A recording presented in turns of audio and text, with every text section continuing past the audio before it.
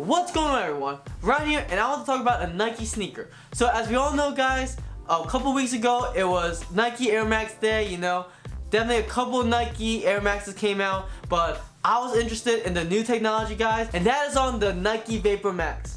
Now, what do I think about this shoe, guys? I mean, the first thing I always think about any shoe that's all air in it is I worry about it popping. Honestly, guys, you get one dumb tack or even like one little nail in the shoe, it's basically done. So that's the only thing I hate about shoes with just air in it, and you know, with no like sole protection of the air. But other than that, guys, I do like this shoe. Like, it's a nice silhouette, guys, having the Flyknit upper and then the Air Max on the bottom, you know, is a really simple shoe. It's definitely really light, guys. Like, I know a lot of people want to try to compare this shoe and the Ultra Boost, and honestly, in the weight department, it's basically the same thing in my opinion. Like, it's something that you won't be able to tell unless like you just put it on a scale if you really want to be that picky. But other than that, like, you know, the weight doesn't really matter. Now let's go with the comfort of the shoe, guys, which is the most important comparing this shoe and the Ultra Boost.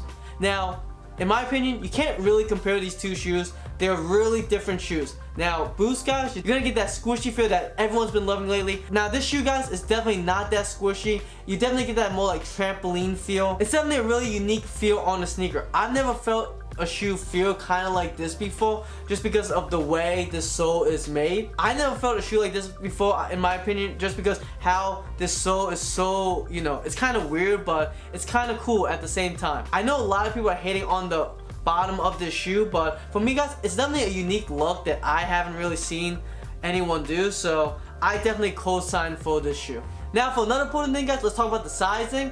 I went half size up. This is a size 8.5. I usually wear 8s in Jordans, and I wear an 8 in the Ultra Boost 3.0. This shoe, you definitely, I feel like you have to try and store, but for me, guys, it definitely fits basically true to size or like a half size up. You can't go wrong with it. One thing I would like to say though is if you have wide feet, this shoe might not be comfortable because it's definitely really narrow. You know, I have narrow feet, so it's fine, but for people with wide feet, I'll definitely go try it on before purchasing this shoe. So this shoe retails at $190, which is basically around the same price as the Ultra Boost. You know, Ultra Boost definitely runs you around $180. And which one would I go with?